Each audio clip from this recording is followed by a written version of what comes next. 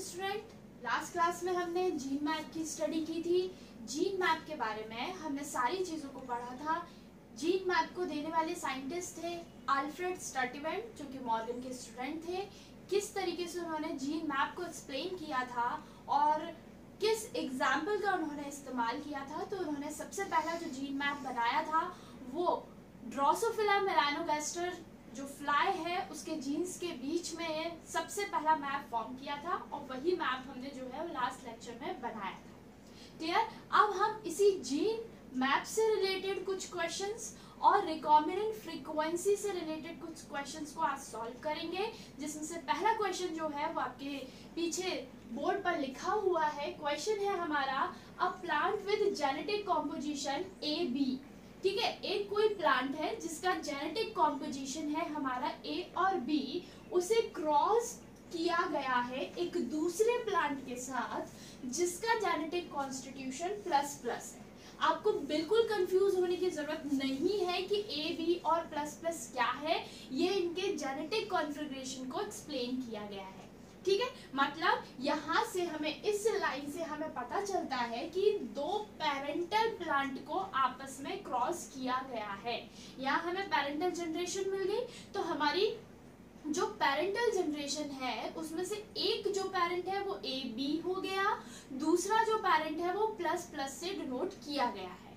ठीक है, चलिए आगे हम देखते हैं। एंड द ऑफस्प्रिंग्स आर, और जो क्रॉसिंग कराने के बाद जो ऑफस्प्रिंग्स हमें मिल रहे हैं वो ऑफस्प्रिंग्स हमें दिए हुए हैं AB जो कॉम्बिनेशन है वो 380 बन रहा है। A और प्लस का जो कॉम्बिनेशन है वो 90 बना है और प्लस और B का जो नंबर है वो 130 प्रोजेनीज फॉर्म हुए हैं और जो ++ फॉर्मेशन है वो हमें 400 मिला है।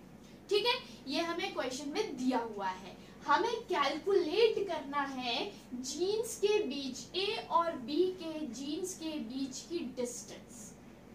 ये हुआ हमारा क्वेश्चन। अब जरा आप याद कीजिए, जब हमने रिकॉम्बिनेंट फ्रीक्वेंसी को पढ़ा था तब हमने यही बात की थी कि जितनी % रिकॉम्बिनेंट फ्रीक्वेंसी होती है, क्लियर है, जितनी % रिकॉम्बिनेंट फ्रीक्वेंसी होती है वह इक्वल होती है किस चीज के, डिस्टेंस के, दो जीन्स के बीच की डिस्टेंस के बराबर होती है, जिसे सेंटीमॉर्गन से हमने रिप्रेजेंट किया था in the last lecture. Clear? चलिए तो इस क्वेश्चन को सॉल्व करते हैं हम। इसमें क्या क्या हमें दिया हुआ है तो पहले हम लिख लेते हैं।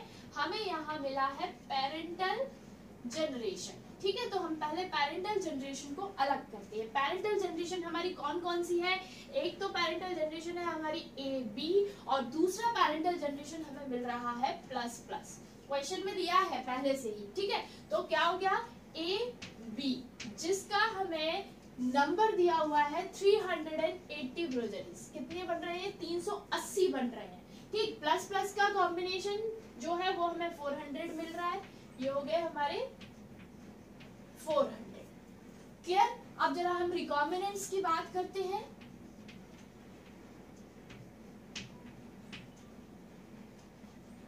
तो रिकॉम्बिनेंट जनरेशन देखते हैं हम। रिकॉम्बिनेंट कौन कौन से हो गए? A+ और +B। A+ जिसका नंबर हमें दिया है 90 और +B जिसका नंबर दिया है हमें 130। ठीक है, तो ये हो गया हमारे पेरेंटल जनरेशन। AB जो 380 है, ++ जो 400 है, और रिकॉम्बिनेंट्स की अगर हम बात करें तो A+ ये 90 हो गया, +B कितना हो गया 130।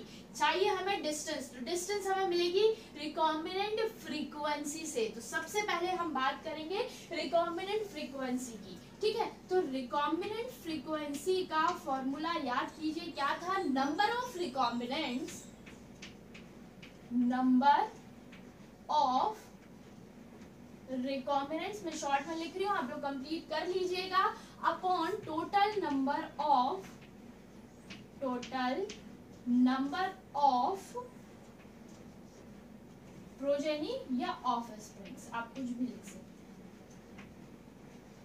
ठीक है, मल्टीप्लाइड बाय 100, क्योंकि रिकॉम्बिनेंट फ्रीक्वेंसी हमेशा किस में निकलती है? हमेशा परसेंटेज में निकाली जाती है। चलिए अब जरा हम इस अपने फॉर्मूले में इन वैल्यूज को पुट करते हैं। ठीक है। नंबर ऑफ रिकॉम्बिनेंट्स, रिकॉम्बिनेंट्स हमें 2 मिले हैं, ठीक है। तो रिकॉम्बिनेंट्स कितना हो गया 90 plus 130 upon total number of progenies. Total number of progenies कैसे निकालेंगे, इन सबको प्लस कर दीजिए 380 प्लस 400 प्लस 90 एंड प्लस 130, जिसे हमें मल्टीप्लाई करना है 100 से। डन। चलिए मैं ऊपर का थोड़ा सा इरेज कर रही हूँ यहाँ से।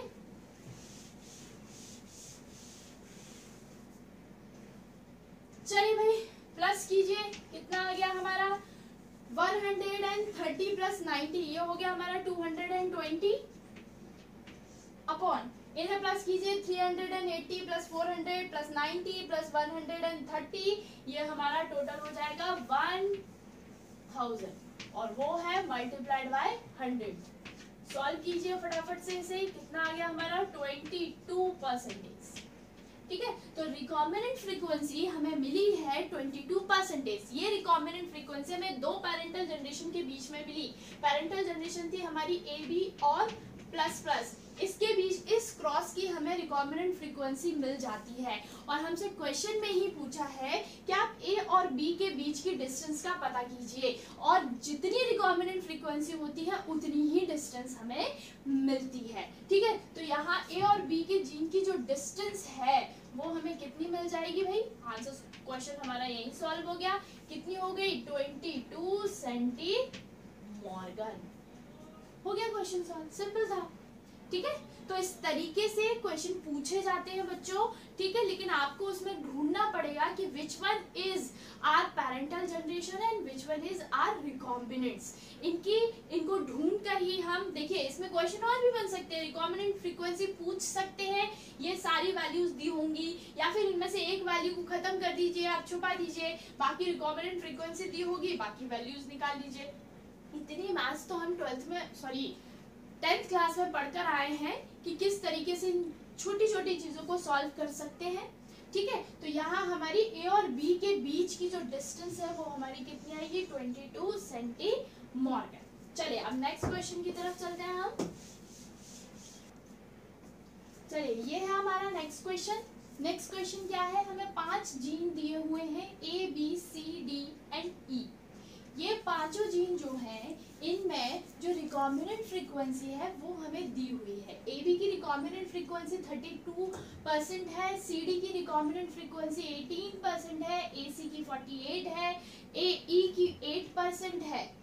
ये रिकॉम्बिनेंट फ्रीक्वेंसी देने के बाद हमसे पूछा है कि एक जीन मैप ड्रॉ कीजिए और जीन्स का सीक्वेंस बताइए क्रोमोसोम पर कैसा होगा, साथ ही साथ ए और डी जीन्स के बीच की डिस्टेंस कितनी होगी, बी और सी के बीच की डिस्टेंस कितनी होगी, और बी और ई जीन्स के बीच की डिस्टेंस क्या होगी। ठीक है। तो हम पहला क्वेश्चन जो है वो सॉल्व करते हैं। हम ड्रॉ करते हैं एक gene map. Gene map draw हो जाएगा हमारा तो बाकी के जो दोनों क्वेश्चन हैं वो अपने आप सॉल्व हो जाने हैं। तो सबसे पहले हम जीन मैप ड्रॉ करते हैं। ठीक है। बनाते हैं एक बड़ा सा क्रोमोसोम।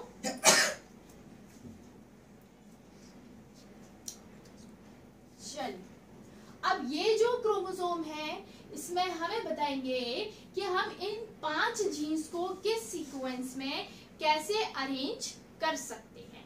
ठीक है। तो आप सबसे ज्यादा मैक्सिमम जो फ्रीक्वेंसी है वो किन जीन्स के बीच में है, सबसे पहले आप उसे देखिए। तो मैक्सिमम फ्रीक्वेंसी जो है वो हमें 48% मिल रही है, वो भी ए और सी जीन के बीच में है। ठीक है। चलिए तो ए और सी भाई 48% मतलब 48 सेंटीमॉर्गन डिस्टेंस है ए और सी जीन के बीच में। क्लियर है। चलिए बनाते हैं हम। तो एक जीन को हमने यहाँ रिप्रेजेंट कर लिया और दूसरे को हम यहाँ रिप्रेजेंट कर लिया। ठीक है। और इनके बीच की जो डिस्टेंस होगी वो इनके बीच की डिस्टेंस कितनी हो जाएगी 48 सेंटीमॉर्गन। कर लिया रिप्रेजेंट भाई। चलिए अब जरा इससे कम वाले के पास पहुंचते हैं, वो है हमारा ए बी। ठीक है। A B. अब जरा हम देखते हैं कि ए बी के बीच की जो फ्रीक्वेंसी है वो 32% है 32%। अब ये 32% ये जो बी जीन होगा वो ए के साथ या तो इस तरफ होगा, राइट हैंड साइड होगा, या फिर लेफ्ट हैंड साइड होगा। क्लियर है? तो अगर हम इस बी जीन को इस तरफ रखते हैं, ए के दूसरी डायरेक्शन में रखते हैं, सपोज हमने यहाँ रख लिया अपना बी जीन, ठीक है, बी जीन यहाँ रखा, तो ए और बी का बीच का जो डिस्टेंस होगी वो 32 सेंटीमॉर्गन यहाँ होगी। लेकिन बी और सी जो कि हमें नहीं दी हुई है, ठीक है, बी और सी के बीच की डिस्टेंस कितनी हो जाएगी? 48 प्लस 32, 48 प्लस 32 ये 50 से ज्यादा हो गया, और 50% से ज्यादा कभी भी रिकॉम्बिनेंट फ्रीक्वेंसी नहीं हो सकती है। तो इसका मतलब क्या हुआ कि बी जीन जो है वो इधर नहीं है, बी जीन कहाँ है? ए के दूसरी साइड है, राइट हैंड साइड पर बी जीन को हमें रिप्रेजेंट करना है। चलिए, तो बी जीन को हम जरा रिप्रेजेंट करते हैं। ये 48 है तो 32 ऑब्वियसली इससे कम होगा, तो हम इसे यहाँ रिप्रेजेंट कर लेते हैं। तो ये हो गया हमारा बी जीन, ठीक है, बी जीन ये हो गया। और यहाँ से लेकर यहाँ तक की जो डिस्टेंस होगी हमारी, यहाँ से यहाँ तक की बी जीन ए और बी के बीच की डिस्टेंस कितनी होगी? 32 सेंटीमॉर्गन हो गया। चलिए, हमने ए जीन को रिप्रेजेंट कर लिया, बी को कर लिया, सी को कर लिया। अब जरा 32 से कम वाले के पास पहुंचते हैं हम 18% के पास। 18% है सी डी, सी और डी के बीच की जो डिस्टेंस होगी वो 18 सेंटीमॉर्गन होगी, ठीक है। चलिए, अब सी के साथ देखते हैं। ये जो डी जीन है या तो इस तरफ होने वाला है सी के, या फिर इस तरफ होगा। क्लियर है? या तो सी के इधर होगा या फिर इस तरफ होगा। ठीक है भाई, देख लेते हैं किस तरफ होगा। अगर इस तरफ होता है डी जीन, मान लेते हैं कि डी जीन हमारा इस तरफ है, तो आप खुद सोचिए यहाँ ए और डी के बीच की, यहाँ की बीच की डिस्टेंस कितनी हो जाएगी? 18, और ए और डी के बीच की डिस्टेंस कितनी हो जाएगी? 48 प्लस 18, फिर 50 से ज्यादा हो गया, जो कि पॉसिबल नहीं है। तो इसका मतलब ये हुआ कि सी जीन जो डी जीन होगा वो इस तरफ ना होते हुए किस तरफ है? दूसरी तरफ है, ठीक है। तो कितना है? 18%। 18% है, तो 18% हमारा कहाँ आ जाएगा भाई? बी जीन हमारा यहाँ है, तो ये 18% हम यहाँ पर दिखाएंगे। कौन सा जीन हो गया हमारा? ये डी जीन। और सेंटीमॉर्गन कितनी हो गई? 18 सेंटीमॉर्गन इनके बीच की डिस्टेंस हो। डन। चलिए, अब क्या हो गया? हमने जीन मैप जो है वो सी और अब रह गया हमारा 8%, जो कि है ए ई। 8% ए और ई रह गया है, तो इस तरफ होने से रहा, फिर वही होगा 50% से ज्यादा, क्योंकि 48 में अगर आप 8 जोड़ेंगे तो 50 से ज्यादा हो जाएगा। तो ये भी किस तरफ होगा? यहाँ होगा। तो ये हो गया हमारा ई जी, और यहाँ ये हो गया 8 सेंटीमॉर्गन। क्लियर है? तो ये हुआ हमारा रिप्रेजेंटेशन, मतलब हमारा जीन मैप जो है वो बनकर तैयार है। अब दूसरा क्वेश्चन सॉल्व कर लीजिए इसी से। Sequence of gene on chromosome, chromosome के ऊपर जीन का जो सीक्वेंस है वो बताइए क्या होगा। सबसे पहले आएगा ए जीन, फिर आएगा हमारा ई जीन, फिर आएगा हमारा बी जीन, और उसके बाद फिर आएगा हमारा बी जीन, इसके बाद आएगा हमारा डी जीन, और उसके बाद आएगा सी जीन।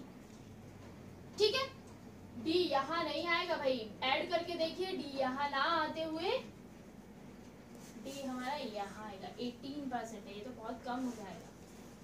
तो ये हो गया हमारा 18 सेंटीमॉर्गन। ठीक है, ये हो गया डी। तो सीक्वेंस क्या रहेगा? पहले ए, फिर ई, फिर डी, फिर बी, और फिर उसके बाद आएगा सी जी। तो ये हो गया हमारा जीन का सीक्वेंस, जो कि एक क्रोमोसोम पर प्रेजेंट होगा। ठीक है, इस तरीके से हम जीन मैप को ड्रॉ कर सकते हैं। हो गया ड्रॉ? क्लियर है? चलिए, अब हमसे पूछा है डिस्टेंस ए और डी। ए कहाँ है हमारा? ए है हमारा यहाँ पर, ठीक है।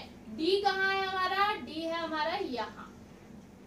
तो हमें ए और डी के बीच की डिस्टेंस निकालनी है। तो ए और डी के बीच की डिस्टेंस के लिए हम क्या करें, ए बी में से डी बी को माइनस कर दीजिए। ए बी में से डी बी, ए बी ये पूरा है, इसमें से इतना हम माइनस कर सकते हैं। अब इतना पार्ट हमारा कैसे मिलेगा हमें, क्योंकि यहाँ से यहाँ तक 18 है बच्चों, यहाँ से यहाँ तक कितना है भाई, यहाँ से यहाँ तक हमें कितना दिया हुआ है 48 सेंटीमॉर्गन। तो 48 में से अगर हम 18 को माइनस करते हैं तो हमें कितना मिलने वाला है भाई, हमें ये मिलेगा 2 सेंटीमॉर्गन।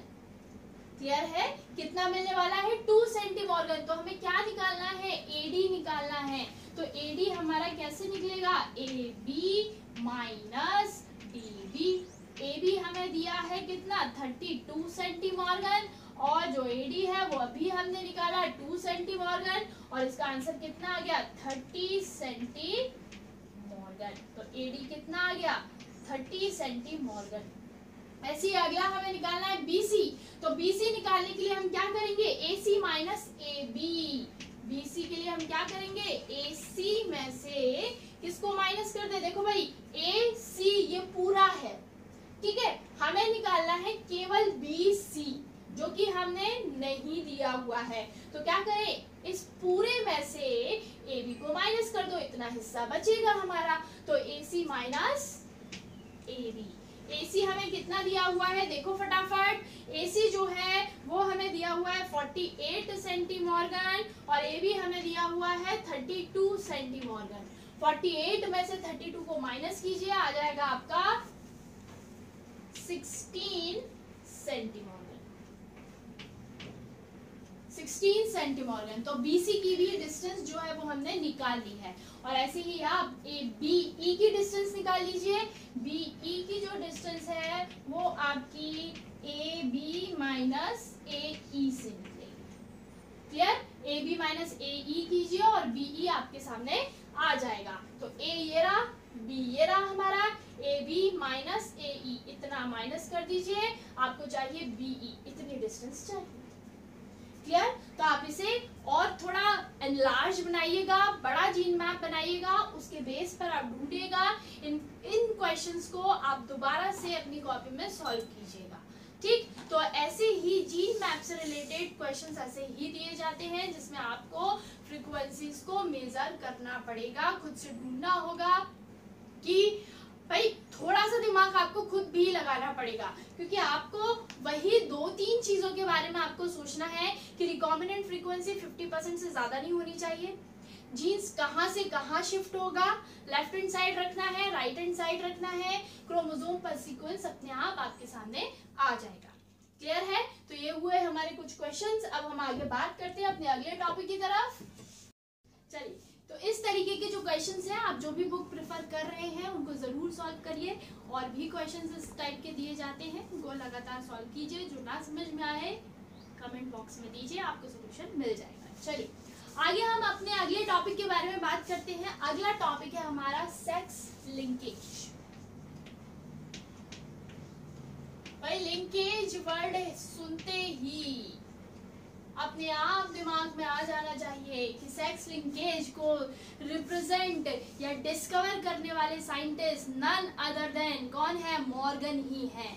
ठीक है, तो सेक्स लिंकेज के बारे में सबसे पहले जो है वो बताने वाले साइंटिस्ट थे टी.एच. या थॉमस हंट मॉर्गन। ठीक है भाई, मॉर्गन साहब ने ही इस चीज को रिप्रेजेंट किया था। सेक्स लिंकेज क्या है, देखिए भाई, अगर हम किसी एक सेक्स क्रोमोसोम की बात करते हैं तो हमारे दिमाग में जनरली ये चीज जाती है कि जो सेक्स क्रोमोसोम एक्स और वाई हैं, इनके ऊपर केवल सेक्स से रिलेटेड जीन्स जो हैं वो प्रेजेंट होते हैं। लेकिन ये चीज आप अपने दिमाग से निकालिए, ऐसा कुछ भी नहीं होता है।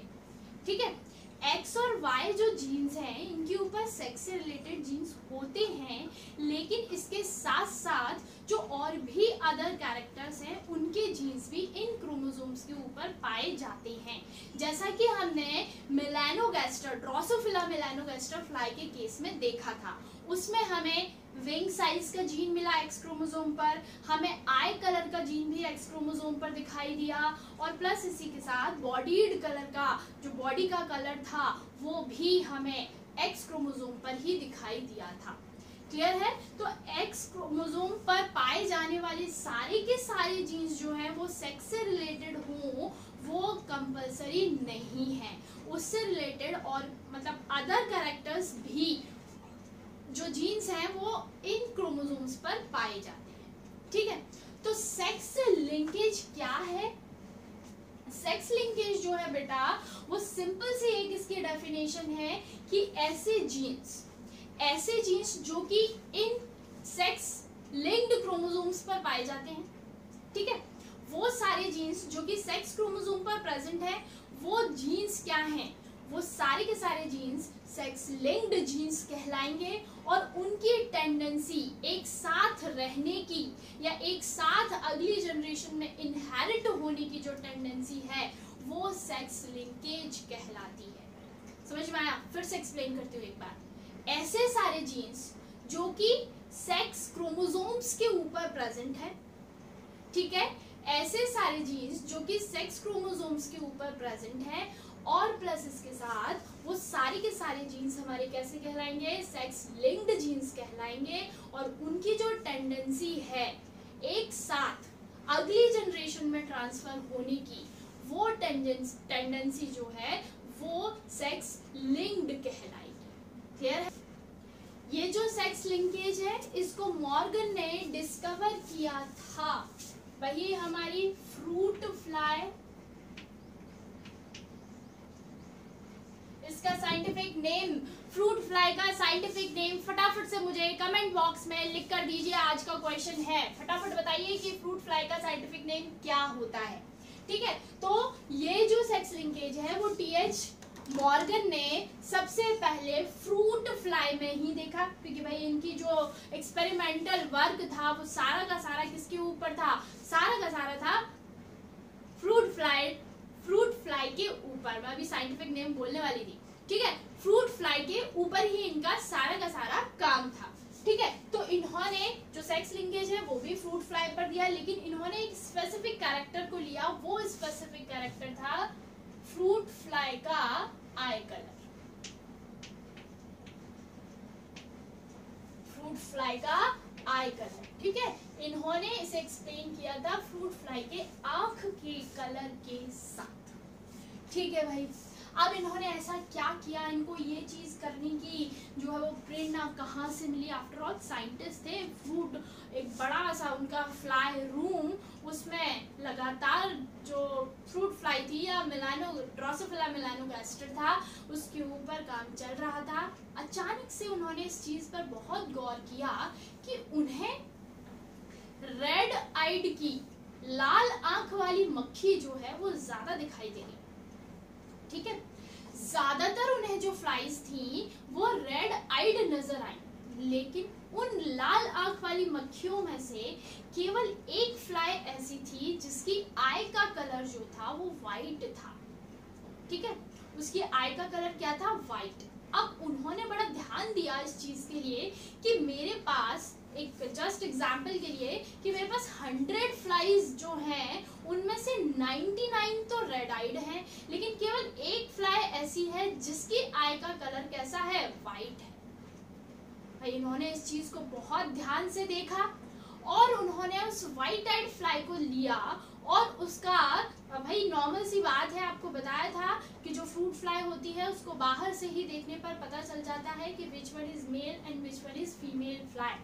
क्लियर है? तो वो जो व्हाइट आई वाली मक्खी थी वो मेल फ्लाई थी।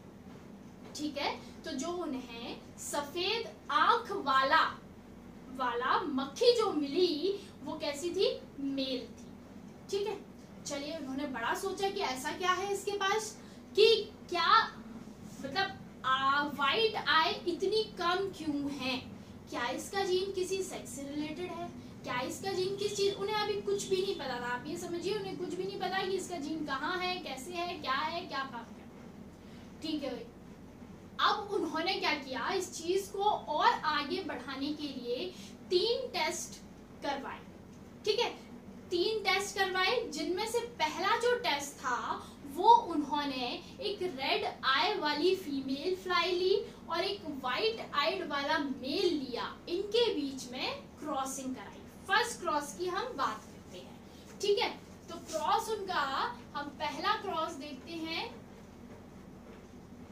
फर्स्ट क्रॉस क्या था, फर्स्ट क्रॉस में इन्होंने रेड आइड, ठीक है, रेड आइड फीमेल फ्लाई ली। कैसी फ्लाई ली, फीमेल की क्रॉसिंग कराई किसके साथ, वाइट आइड मेल के साथ। ठीक है, रेड आई वाली तो फीमेल ले ली और व्हाइट आई वाला क्या ले लिया, व्हाइट आई वाला क्या ले लिया उन्होंने, मेल ले लिया। ठीक है, क्योंकि व्हाइट आई का मेल ही तो उन्हें मिला था। ठीक, तो इनका जो कॉन्फ़िगरेशन होगा भाई, फीमेल है तो दोनों XX क्रोमोसोम्स होंगे। क्लियर, मेल है तो एक X क्रोमोसोम और एक Y क्रोमोसोम। ये मैंने आपको पहले भी बताया था कि जो फ्रूट फ्लाई है, इस फ्लाई के पास जो Y क्रोमोसोम होता है वो X क्रोमोसोम से साइज में छोटा होता है और हुक्ड शेप होता है। क्लियर है, तो हमने इस तरीके से रिप्रेजेंट कर लिया। जीन्स, जो आई कलर वाला जीन है, ये दो हमने डोमिनेंट और रिसेसिव जीन की बात कर ली थी। जो आई कलर का जीन था उसे हमने किससे रिप्रेजेंट किया था भाई, याद कीजिए, आई कलर का जीन हम रिप्रेजेंट कर रहे थे W से। ठीक है, रेड कलर डोमिनेंट था तो W+ से किया था, और जो व्हाइट कलर था वो रिसेसिव था जिसे हमने W से रिप्रेजेंट किया था। ठीक है, तो ये रेड आइड है, ये रेड आइड है तो इसके पास कौन सा जीन होगा, W+, और इसके पास भी क्या होगा, W+, इसके पास केवल W।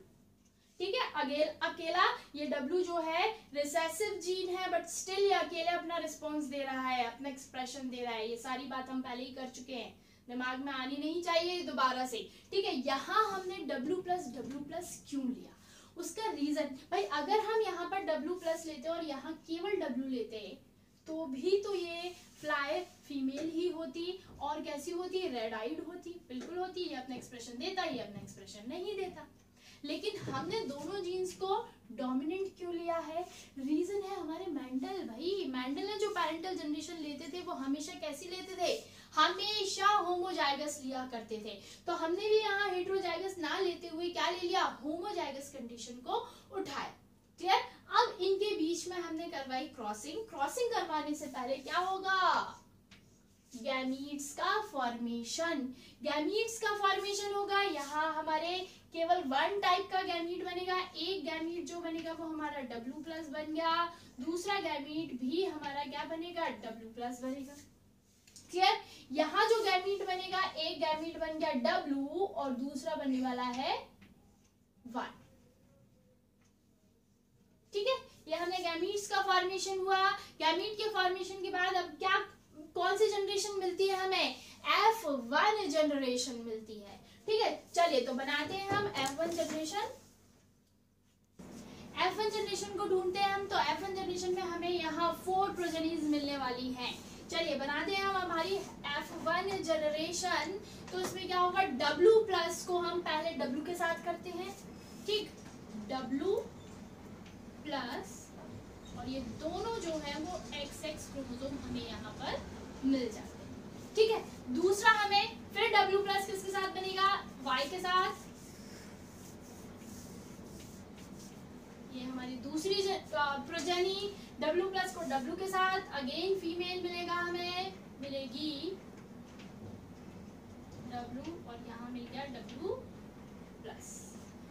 और यहाँ लास्ट जो प्रोजेनी मिलेगी हमें W+ एंड लास्ट Y। ठीक है, इस तरीके से हमें 4 प्रोजेनीज जो हैं वो मिल जाती है। अब जरा आप ध्यान से देखिए, ठीक है, फटाफट ध्यान से देखेंगे। यहाँ W+ आना चाहिए, है ना। इस W+ ने W के साथ कॉम्बिनेशन बनाया तो यहाँ हमें क्या मिला, रेड, रेड आई फीमेल मिली। भाई समझ आ रहा है ना कैसे क्रॉसिंग कराई है, सिंपल है। यहाँ ध्यान से देखो, यहाँ हमारा, अच्छा ये ना बनाते हुए मैं आपको नॉर्मली समझाती हूँ। एक हमारा W+ है, ये W है, यहाँ W है, और ये हमारा Y क्रोमोसोम है, ठीक है। इसको मैंने ऐसे रिप्रेजेंट किया है।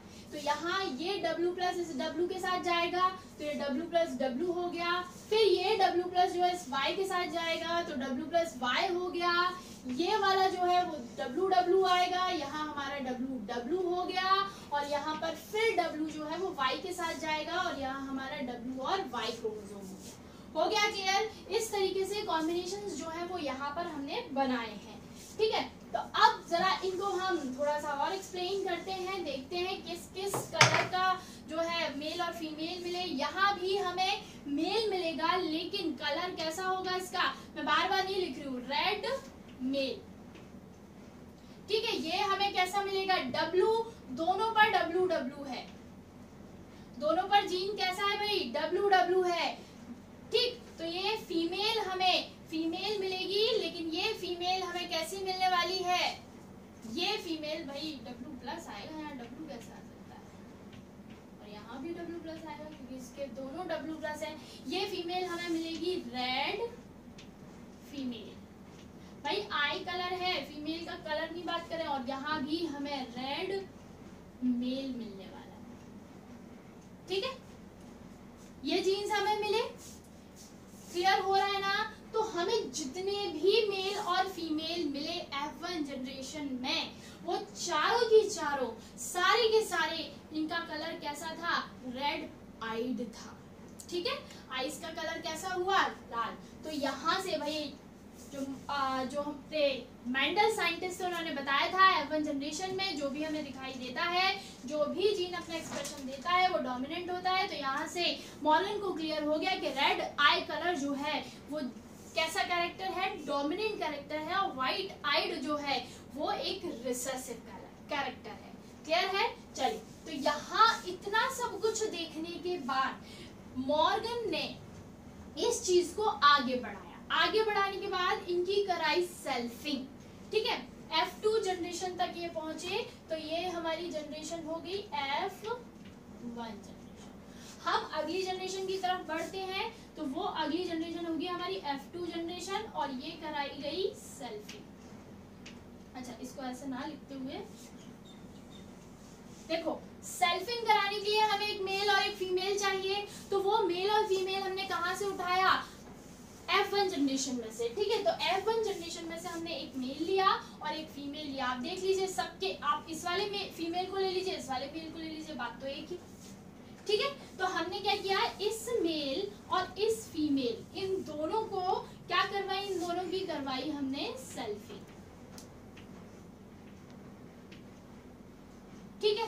सेल्फिंग कराई, सेल्फिंग के बाद क्या बनेगा, ये अपने गैमीट्स फॉर्म करेंगे। गैमीट, इस रेड आइड मेल का गैमीट, एक गैमीट बनेगा X जिस पर है W+ जीन, और ये दूसरा जो बनेगा वो Y बनेगा, ठीक है। यहाँ ये जो फीमेल है ये बनाएगी एक X क्रोमोसोम, ये Y, यहाँ पर दो टाइप के जीन बनेंगे, वो सॉरी गैमीट बनेंगे, और ये हो गया W, ठीक है। अब इनका क्या होगा, फर्टिलाइजेशन होगा। फर्टिलाइजेशन होगा, अगेन हमें कॉम्बिनेशंस फॉर्म करने हैं। तो ये जो कॉम्बिनेशंस हमारे फॉर्म होंगे, चलिए इनके कॉम्बिनेशंस बनाते हैं, फर्टिलाइजेशन होगा हमारा, और हमें फिर से कितने मिलने वाले हैं, वही 4 कॉम्बिनेशंस जो मिलेंगे W+W+ के साथ। फर्स्ट फीमेल W+W+ के साथ पहली प्रोजेनी। थोड़ा सा और पास लिखते हैं। अब यही W+ अगले X क्रोमोसोम के साथ बनाएगा, तो अगली फीमेल या अगली प्रोजेनी हमें फिर से फीमेल मिलेगी W+ और W कॉम्बिनेशन के साथ, W+ और ये W, ये दूसरा हो गया, ठीक है। अब इस Y का इस W+ के साथ क्या मिलेगा, मेल मिलेगा। यहाँ क्या आने वाला है, W+G, ठीक है। ये Y अब इस फीमेल के साथ, अगेन मेल, और यहाँ मिलेगा W। और इस तरीके से हमें 4 प्रोजेनीज इन F2 जनरेशन, ये हो गई हमारी F2 जनरेशन। ठीक है, F2 जनरेशन में मॉर्गन ने एक चीज बहुत ध्यान दी, आपको भी ध्यान देना होगा भाई, अभी दिलवाते हैं आपका ध्यान। चलिए, ये हमें मिली फीमेल, फीमेल W+W+, कैसा कलर, रेड। ठीक है, और क्या है ये, फीमेल। चलिए W+W+, ये भी रेड फीमेल, W+ क्या, रेड मेल, W क्या मिलेगा, वाइट मेल। यही तो काम की चीज है भाई, वाइट मेल। चलिए, अब मॉर्गन जो थे उन्होंने देखा कि F2 जनरेशन में उन्हें मिला वाइट कलर का मेल। क्या मिला, वाइट कलर का मेल, और यही उनके लिए एक क्वेश्चन मार्क बन के रह गया। उन्होंने सोचा क्या वाइट कलर की आंखें केवल मेल में दिखाई देती हैं, फीमेल नहीं होती, क्योंकि अभी तक हमें वाइट आई कलर फीमेल मिली ही नहीं है, अभी तक हमें वाइट आई फीमेल मिली ही नहीं है। मॉर्गन बड़े कंफ्यूज, कैसा क्यों हो रहा है, इसका मतलब ये है कि वाइट कलर जो है, वाइट कलर की आईज जो है वो केवल और केवल किसके पास दिखाई देती है, एक मेल फ्लाई के पास ही दिखाई देती है। ठीक है, तो इन्होंने इस पूरे क्रॉस से बड़ा अच्छा कंक्लूजन निकाला। क्या कंक्लूजन था कि भाई जो रेड आइड कैरेक्टर है वो डोमिनेंट है वाइट आइड कैरेक्टर के ऊपर, पहला कंक्लूजन। दूसरा जो कंक्लूजन था वो उन्होंने ये निकाला, कंक्लूजन नहीं कह सकते हैं, उनके लिए एक थोड़ी मिस्ट्री थी कि क्या व्हाइट आई कलर केवल मेल फ्लाई के पास होगा, किसी और के पास नहीं होगा। इसको आगे समझने के लिए मॉर्गन ने अपना अगला क्रॉस किया। ठीक है, वो अगला जो क्रॉस था, इन्होंने अपना अगला क्रॉस किया, वो दूसरा क्रॉस था ये पता करने के लिए कि व्हाइट आई जो है वो किस में मिलेगा, मेल आई में ही या मेल फ्लाई में ही दिखाई देगा या नहीं। वो सेकंड क्रॉस था टेस्ट क्रॉस। ठीक है, तो इनका सेकंड क्रॉस देखते हैं हम। वो सेकंड क्रॉस इन्होंने क्या करवाया, टेस्ट क्रॉस। हाँ भाई, याद कीजिए फटाफट पुराना। टेस्ट क्रॉस क्या होता है, टेस्ट क्रॉस होता है F1 जनरेशन और रिसेसिव पेरेंट के साथ, होमोजाइगस रिसेसिव पेरेंट के साथ क्रॉसिंग करवाना। क्लियर, तो F1 जनरेशन की क्रॉसिंग हमें करानी है होमोजाइगस रिसेसिव पेरेंट के साथ। जरा पिछला क्रॉस याद कीजिए, हमें रिसेसिव पेरेंट कौन सा मिला था, हमें रिसेसिव पेरेंट कौन सा मिला था, मेल मिला था। ऑब्वियस सी बात है, हमने यही लिया था ना। पेरेंट याद कीजिए, फीमेल हमने डोमिनेंट ली थी और जो मेल लिया था वो व्हाइट आइड लिया था। व्हाइट आइड क्या प्रूफ हुआ था, रिसेसिव हुआ था, तो हमें मेल ही लेना पड़ेगा भाई यहाँ पर। ठीक, तो मेल कौन सा था हमारा, व्हाइट आइड हो गया हमारा व्हाइट आइड मेल। जब यहाँ मेल ले रहे हैं तो भाई देखो कंफ्यूजन हुआ कि F1 जनरेशन में से हम मेल को लें या फीमेल को लें।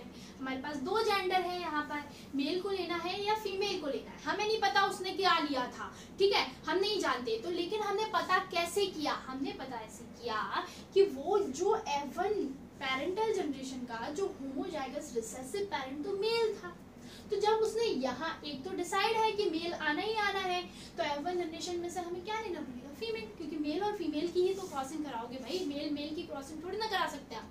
ठीक है, तो हमने यहाँ से क्या उठाई, फीमेल। F1 जनरेशन में से हमने किसको ले लिया, फीमेल को लिया, तो ये आ गई हमारी W+, यही थी भाई, याद कीजिए, और ये W, इसकी क्रॉसिंग कराई हमने इस मेल के साथ, तो ये रेड आइड फीमेल हो गई, ये हमारी व्हाइट आइड मेल हो गया। गैमीट का फॉर्मेशन कीजिए फटाफट, दो टाइप के गैमीट बनाएगी फीमेल, एक होगा W+ और एक होगा W।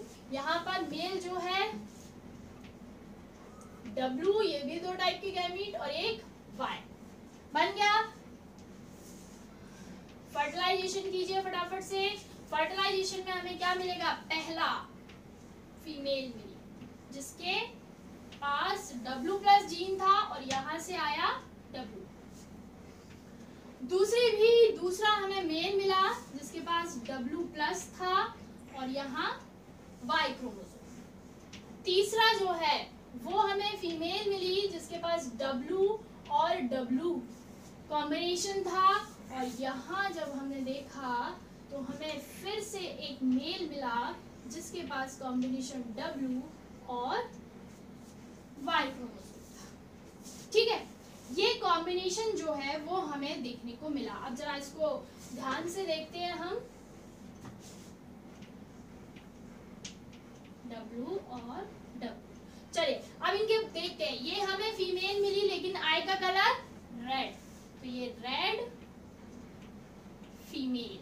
ठीक है, ये हमें मेल मिला लेकिन आई का कलर रेड, रेड मेल। ये हमें क्या मिला भाई, आई का कलर मिला वाइट। WW है या नहीं, प्लस तो है नहीं, रिसेसिव जीन है तो आई का कलर कैसा होगा, वाइट। और है कौन, फीमेल। यही तो रिक्वायर्ड थी, यही तो ढूंढ रहे थे मॉर्गन कि क्या वाइट आई की जो वाइट आइड है वो फीमेल नहीं हो सकती। मिल गई फीमेल उन्हें यहाँ पर जो कि वाइट आइड थी। तो उनकी जो क्यूरियोसिटी थी पहले क्रॉस में वो दूसरे क्रॉस में आकर क्या हो गई, खत्म हो गई। और उन्हें पता चला कि नहीं, सफेद आंखों वाली फीमेल फ्लाई भी हो सकती है। ये हमें मेल मिला और मेल कैसा मिला, वाइट, वाइट आइड मेल। ठीक है, तो ये था मॉर्गन का दूसरा क्रॉस जिसमें इन्होंने ये बताया कि भाई जो वाइट आइड कलर है वो केवल और केवल मेल जेंडर तक रिस्ट्रिक्टेड नहीं है, ये फीमेल में भी हो सकता है। ठीक है, ये इन्होंने अपने सेकंड क्रॉस से प्रूफ किया और इसी के साथ साथ इन्होंने ये भी बताया कि फीमेल में जो कॉम्बिनेशन हमें मिलेगा वो होमोजाइगस कंडीशन में मिलता है। ठीक है, फीमेल में जो हमें कॉम्बिनेशन मिलेगा वो हमें किस में मिलेगा, होमोजाइगस कंडीशन में मिलेगा। और तीसरा जो कंक्लूजन इन्होंने बताया वो बड़ा ही अच्छा कंक्लूजन था। ये रिजल्ट था उनका कि जो आई कलर वाला जो जीन है वो एक्स क्रोमोसोम पर पाया जाता है। इन्होंने क्या बताया कि आई कलर वाला जो जीन है, आई कलर का जो जीन है वो एक्स लिंक्ड है, एक्स क्रोमोसोम पर प्रेजेंट होगा। क्लियर, आप देख लीजिए भाई, है ना। व्हाइट आई, जिसके पास XX क्रोमोसोम है सबके पास व्हाइट कलर ट्रांसफर हो रहा है या नहीं, बिल्कुल हो रहा है। तो यहाँ से इन्होंने 3 चीजों को प्रूफ किया। पहली चीज थी कि जो व्हाइट आई है वो केवल मेल तक रिस्ट्रिक्टेड नहीं है। दूसरी चीज ये थी कि अगर फीमेल व्हाइट आइड होगी तो वो होमोजाइगस कंडीशन में होगी। तीसरी चीज ये थी कि उन्होंने यहीं से प्रूफ कर दिया था कि आई का जो कलर है वो एक्स्ड, आई कलर का जो जीन है वो एक्स्ड लिंक्ड है। क्लियर है। चलिए अब हम इन दोनों क्रॉसेस को, आप दोबारा वीडियो प्लीज दोबारा इस वीडियो को दोबारा देखिएगा। ठीक है, मतलब इस वीडियो को दोबारा देखना है, दोनों क्रॉसेस को आपको अच्छे से समझते हुए दोबारा ड्रॉ कीजिएगा और उनके कंक्लूजन के बारे में बात कीजिएगा। आप दोबारा बनाएंगे, आपको जरूर समझ में आएगा। बाकी इनका अभी तीसरा क्रॉस बाकी है जिसे हम अपने अगले लेक्चर में डिस्कस करेंगे। Till then a very happy learning.